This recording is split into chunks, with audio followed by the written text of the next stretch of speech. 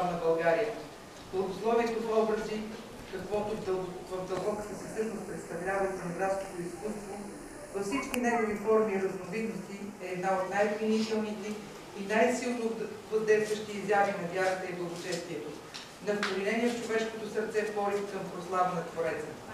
Това наистина небесно и най-съвършено от всички изобразителни изкуства е благословено от Бога и съборно утвърдено от Светата Църква за вечни времена, защото църковната икона е преди всичко свидетел на тайнството на богочовечеството, свидетел на проповедник на благата вест, че Бог изпрати своя син в плът, да ние човеците да бихме могли да се уподобим нему и да живеем вече не по плът, а по дух.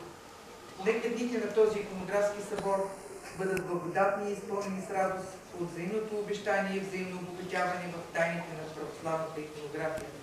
Любовта, към която и днес ви събира в дворите на богохранимата батюшка обител, под покрова на Божията майка, Светата Небесна Царица, на целия християнски род, Божията любов и Неговата велика милост и общението в светият Негов дух да бъдат всички вас.